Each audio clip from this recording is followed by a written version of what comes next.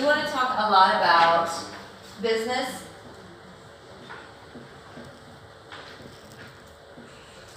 and making it happen, right?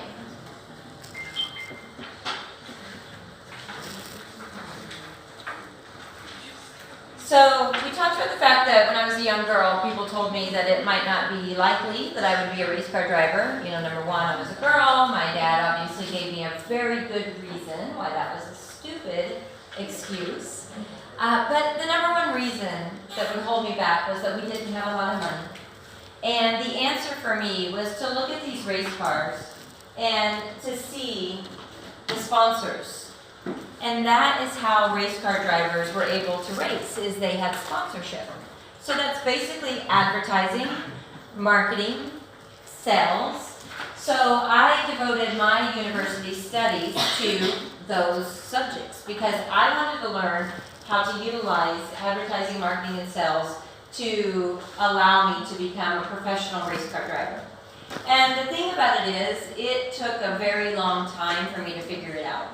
And I'm still figuring it out. To this day, I own a race team. I'm an entrepreneur, business owner, but I still haven't achieved the level that I want to achieve. But I know that it takes time, and I know that I'm enjoying the process. So I might not be winning NASCAR races, but I'm competing in each and every single one in my series, and I'm learning each and every day. And the thing that I like to say, especially at your age, is you want it all to happen right now. Everybody wants to be famous on YouTube and making millions of dollars. Or everybody in the US wants to be on the Forbes magazine, the 30 under 30. All of these people that are so successful under 30. And so sure, that's awesome. That's wonderful if that happens for you. But if it doesn't, don't be sad. Just be happy with the life you're living while you pursue your dreams and your passion.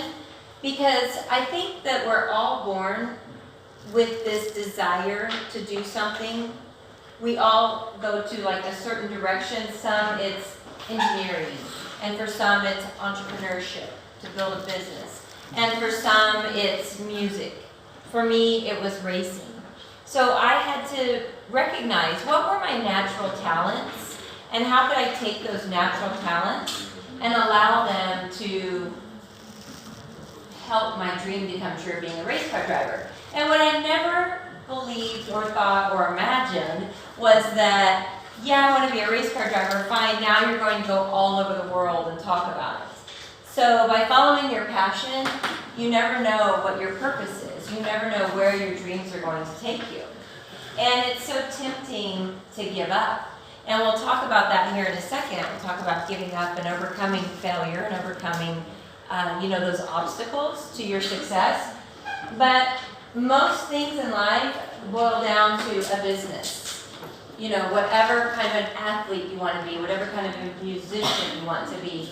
Things are propelled in this life by money, right?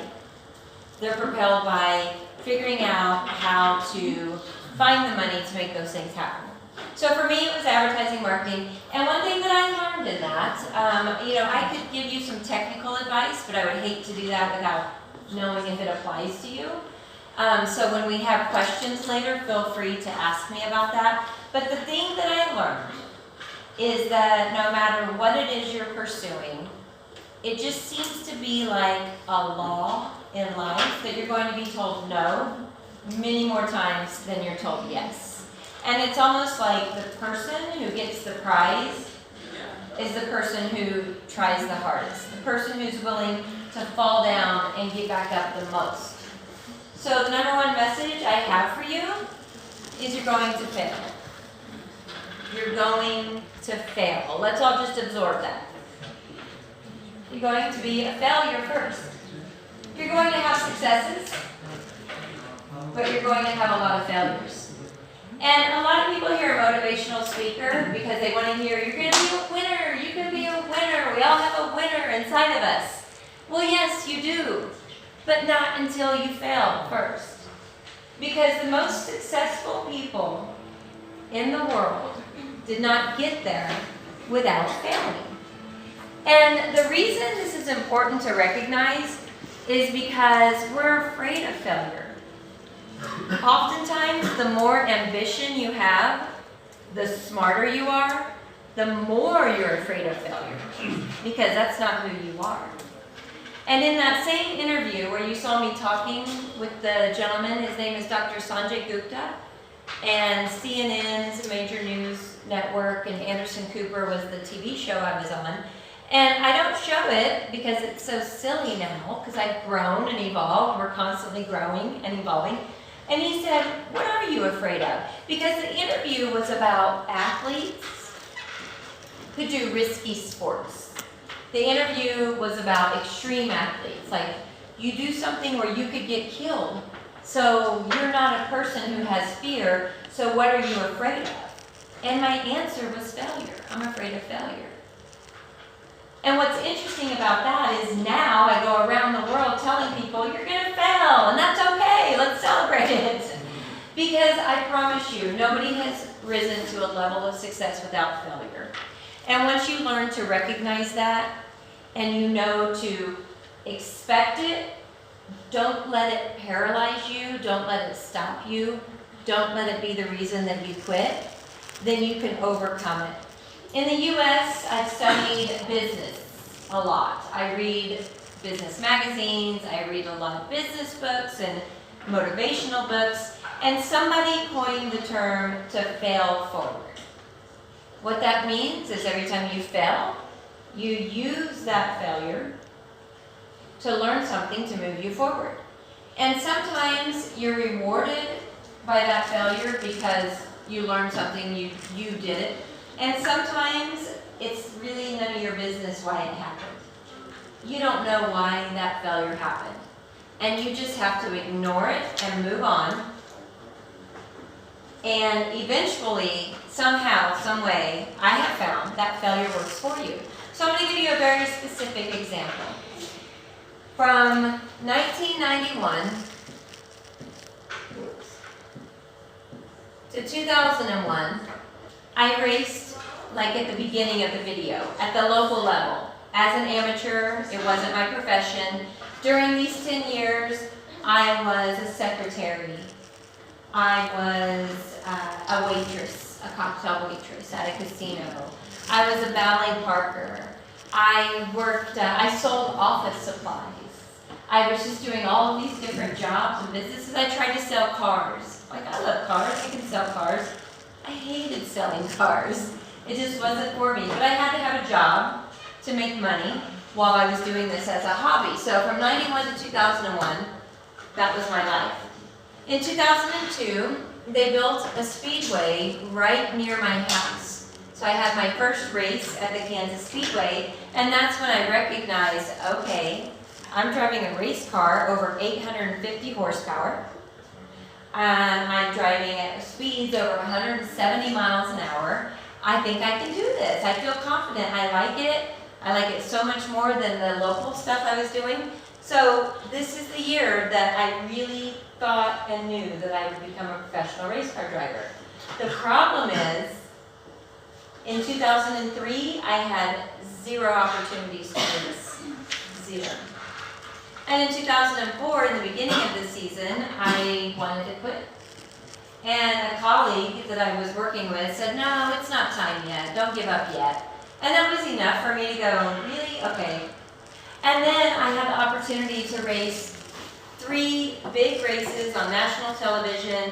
I finished top 10 all 3 times, racing against 40 men. And so I thought, okay, there's something to this. And then in 2005, again, I raced 0 times. So I thought, will this ever happen for me? And I was getting older. So I said, you know what? If I haven't made it professional racing as a living by the time I'm 35 years old, I'm going to quit. It's time to grow up. It's time to get a real job. It's time to find out what's next. And so I turned 33 years old, and I was freaking out. And I went and saw a counselor, and he said, okay, and he was very kind of boring, but he was very smart because he said, okay, like, let me get this straight. You said If you're not racing professionally by the time you're 35, you have to quit. Yes. And how old are you? I'm 33. So what is the problem exactly? And what I realized in the next 2 years, by the time I turned 35, was that why was I giving myself a limitation that wasn't necessary? Because we reward youth. And 35 was just a number. You know, when you fill out a demographic survey, are you under 18? Are you 18 to 24? Are you 25 to 35? Are you 50 and above, you know? And so 35 just seemed to be a good cutoff. But thank God I got wiser. And by the time I turned 35, I thought, you know what? I'm not there yet, but I'm not ready to give up, and I kind of like my life. So why would I close the doors and shut that down to go do something else just because of a number? And it wasn't until I was 37 years old in 2010 that I started racing full-time, and it became a career, and I started getting paid to be a professional race car driver at the big leagues of NASCAR. So to achieve that goal is one thing, but to carry it on and to be able to continue is quite another. So next year, I'm so happy to be 10 years racing full-time, owning my own team at the top levels of NASCAR. It's a big accomplishment for me. And I celebrate those accomplishments. I celebrate every little victory. You see, it takes $2 to $3 million a year to race the schedule that I race, but I don't have that kind of money. So I have to be creative. I race on the tires that the other teams throw away. And a lot of times I'm able to beat those guys. So I'm not this big celebrated championship winner at the top levels of NASCAR, but I'm the girl who's figured out how to make it happen with just a little bit of resources. And I have more fans than any of the guys in my division, in my series in which I race. And I think it's because they like the story. They like the fact that I'm just like them, except I had the audacity to try to live this dream. So in 2009, right before I got here, I was working for a driving experience, and what that is it's like an exhibition where they put an extra seat in a race car, and they allow people to pay to have rides with me around a racetrack. Many drivers, not just me, you know, I wasn't racing full time, nobody knew who I was, but I had worked there for 7 years. And they asked me, we were in Phoenix, Arizona, and I was asked if I would go warm up a race car. So the year is 2009, and we're in Phoenix, okay? So go warm this race car up. So basically all you have to do is go really slow around in circles to get the race car warmed up. And when I was doing this, I actually had in my head a song. You ever get a song stuck in your head? For some reason, I had this song stuck in my head about how awesome God was. It was a Christian song. So this song's going over and over my head, and I'm just warming this race car up. I'm not going very fast. And I crashed. And I really can't imagine any mistake that I made. I didn't do anything different. I didn't do anything wrong. I just crashed. So when I got out of the race car to look at the damage, I'm looking underneath it. And we took it back to the garage, and the mechanics are like, what are you looking at? And I'm like, something broke. Something on this race car broke. I needed a reason why that happened. And we couldn't find a reason. They said, nothing broke, you just crashed. And I'm like, no, I don't just crash. Because I didn't have the money to crash. So I was a very careful race car driver, if there can be one. And I said, no, I need to know why I crashed. And they said, you've worked here for 7 years, you've never made a mistake, just go about your day and don't worry about it. And I'm like, no, I'm really worried about it. I was embarrassed, right? Pretty embarrassed. So I always asked God, like, why did that have to happen? That's ridiculous. Like, why did this happen? And when I started racing in 2010, we experienced a big setback in 2013. And if you look at the United States, you know, the southern half of the United States, North Carolina's over here, Texas is in the middle, Phoenix, Arizona's over here. So I had to travel with my equipment. So I have a big diesel tractor trailer with the 53-foot hauler that hauls 2 race cars and all of the equipment. So we had to get this equipment and the team from North Carolina over to Texas, race in Texas, and then we had to go over to Phoenix, Arizona. Well, the problem is we only had enough money to get from North Carolina to Texas. We didn't know how we were going to get to Phoenix after we raced Texas. But we took a leap of faith and we went anyway. And we put one foot in front of the other, which I so often had to do. If I had to exactly budget everything up front, I would never walk out the door. Sometimes you have to be responsible, but you also sometimes have to move in faith. So we went because not racing was not an option. We were not going to quit because things were hard. This was something my dad taught me. You can quit or change your mind about your passion when things are good. But my dad said, you are not allowed to quit because it's difficult. You're not allowed to quit because you're tired. You quit on a good day because this is what you want to leave behind to pursue something else. So quitting was not an option. So we're on our way to Texas, and we get a message through Facebook. And the message says, hey, I know you don't know me, but I have met these people that own a business that want to be your sponsor. And my crew chief actually got the message. He's like the leader of the team from an engineering standpoint. And he said, do you want to call this guy? And I said, no, I don't want to call this guy because I'm sure there's a Saudi prince out there that also wants to give me $2 million, right? And so he said, I'll call him. And I said, okay, fine, call him. Well, when we got to Texas, sure enough, this guy had met a sponsor that wrote a check for $5,000. Just right there, I had never met the people. We made a sticker, we put their name on the race car, and that was exactly what we needed to get to Phoenix, and then to make it all the way back to North Carolina. The next year, this sponsor spent over $100,000 with our team.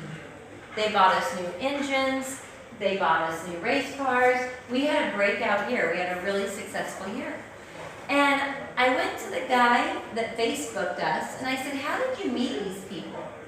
And he said, I was just walking, you know, amongst the race fans and started talking to them. And I said, well, I didn't know you. Why me? Why did you tell them they should sponsor me? And he said, oh, he goes, you know what? He said, I used to work for the fire and safety crew. And he said, I was in Phoenix, Arizona back in 2009, and you wrecked a race car.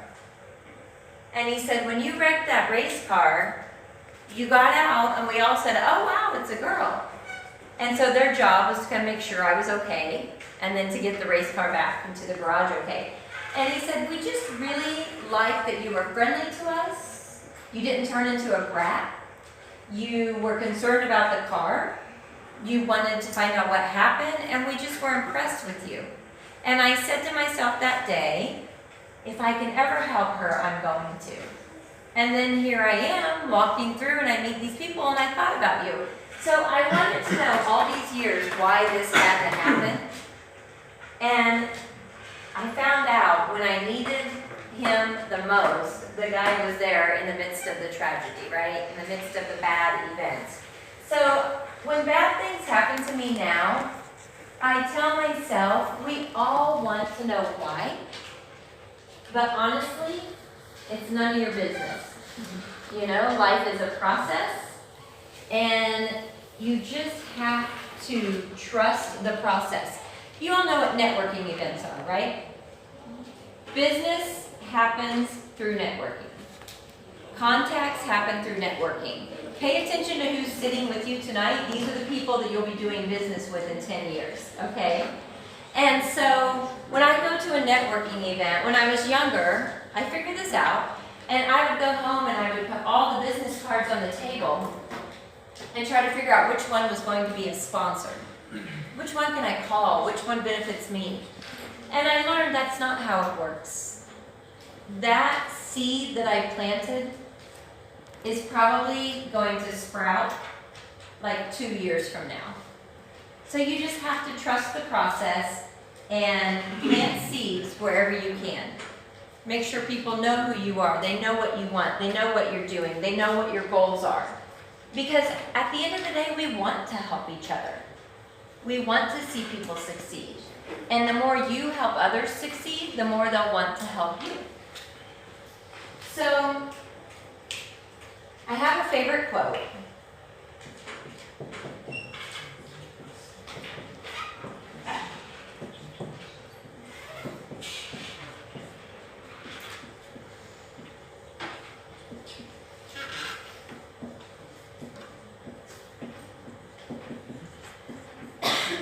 It's kind of fun to do the impossible.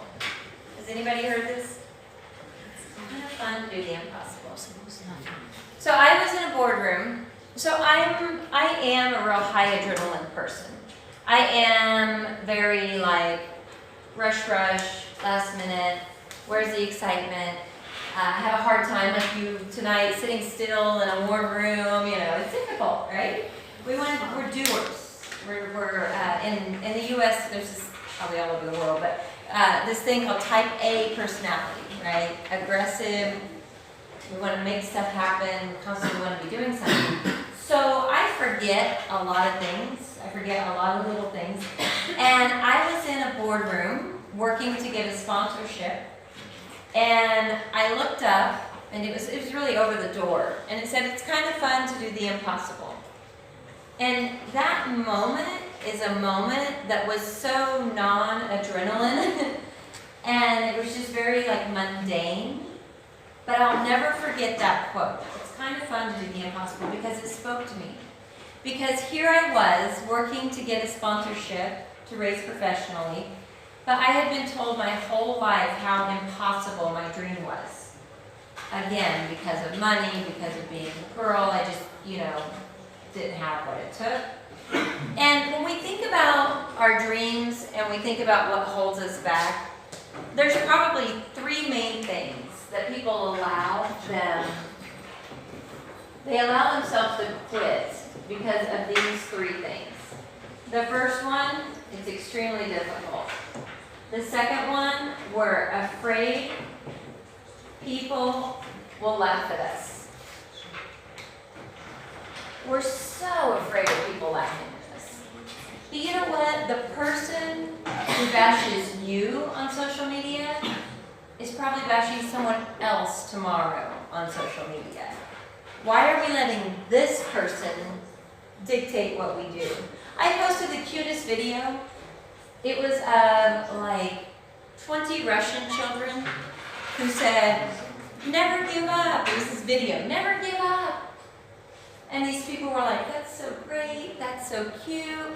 And one guy was like, "I don't like your hair." We're all adults, so pardon me when I say, what in the hell does that have to do with what I just posted? But people are just insane, right? People just sometimes have to criticize other people. And I didn't know this person. I have no idea who he is. But here we are talking about him because the negative comes through more than the positive. And in this day and age, social media makes it so much louder. But I can tell you that, again, the most successful people, of course, have been laughed at. Of course, they've been criticized. Of course. They've gone through difficulties. And when we try something and fail, we get very philosophical. Well, I tried, but it wasn't meant to be. And when I'm speaking to children, especially, I talk to them about how when they were babies and they first tried to walk, they failed many times. They fell down, people laughed at them, they caught the failure on video, they hit their head, it hurt, but it didn't keep the child from walking. And so if you think about it, we are all born to be overcomers. We're not born to stop or quit because it's difficult, or to care about people laughing at us, or to think that because we want to do something and we tried and we failed, it wasn't meant to be. But somewhere in life, as you get older, we learn these bad philosophies. And so we really just need to erase these things from our minds. And my dad didn't finish high school. He didn't have a grand education, but he taught me the #1 lesson in life, which was, you don't quit because it's hard. Find a good day, and if you still want to do something else, then that's when you quit. And the person who said it's kind of fun to do the impossible, this person is the only person that I can find that no matter where I go in the world to speak, everybody knows his name. And the thing about it is nobody knows, well, not everybody knows about his struggles. His ideas were put down. He was told they were silly. He didn't have a lot of money to start out. He asked banks for loans, and he was turned down dozens of times. I think he had bankruptcies. He was a failure by today's society terms, right? He failed over and over again. But he had a passion on his heart. And his passion was to take a little mouse, and he had this idea for this mouse to be famous for children all over the world. And he would not give up on that dream. Who's the most famous mouse in the world? Disney. Mickey Mouse. Created by none other than Walt Disney. So whenever you're thinking about what it is you want to do in life, and when I was your age, that changed many times, okay? I thought I'd be a lawyer, I thought I'd be a journalist, I thought I'd do this and that, but I knew I loved racing, so I was always going to race on the side, and it just started to develop that maybe racing would become my career. And when I saw that, it's kind of fun to do the impossible, I just felt such a gratitude and such a camaraderie. I know that feeling. I've been told what I want to do is impossible. And he's right. It's very fun to do the impossible. So people ask me, what do you say to people when they tell you that you can't do something you want to do? And I said, well, I don't say anything. I don't have time. I'm too busy pursuing my interests, pursuing my passion. It's about doing the impossible, not talking about doing the impossible. So no matter where you go in life, no matter where your path leads you, just remember, the more times you fail, the more strength you're building, because to be successful is a responsibility. It takes a very strong foundation, and you build that strong foundation by overcoming failures. So just remember, will you say it in Russian for me? I love hearing it in Russian. It's kind of fun. It's kind of fun, not весело. In Russian? Dennis knows. Да вы знаете, задайте просто ей по-русски, скажите. Да, прикольно, здорово, классно, делать невозможно. Yeah. So, remember that. Yeah, what he said. Okay, so thank you so much for your attention and for your patience in waiting on us. I would love to get to know you and answer any questions that you might have. And in the process, I have some collector cards, and I am very happy to autograph these cards for you as you've asked your questions. Welcome to Ulala International. In this moment, I am with Jennifer. It's a pleasure to meet you. Please tell us about your activities. Which activities you have to do in the last quarter of this year? Oh boy, so we have 4 NASCAR races left. We're going to race in Talladega, which is in Alabama, in Phoenix, Arizona, in Virginia, and in Miami. So I have 4 races left, and then it's all about preparation for next year. Wow. So it's time to look to next year's schedule and start scheduling speaking events, travels, and so every quarter I try to look ahead to the next quarter to be able to, we do so much traveling, so I have to look at flights, airfare, hotels, things like that. Oh, good looking, everything.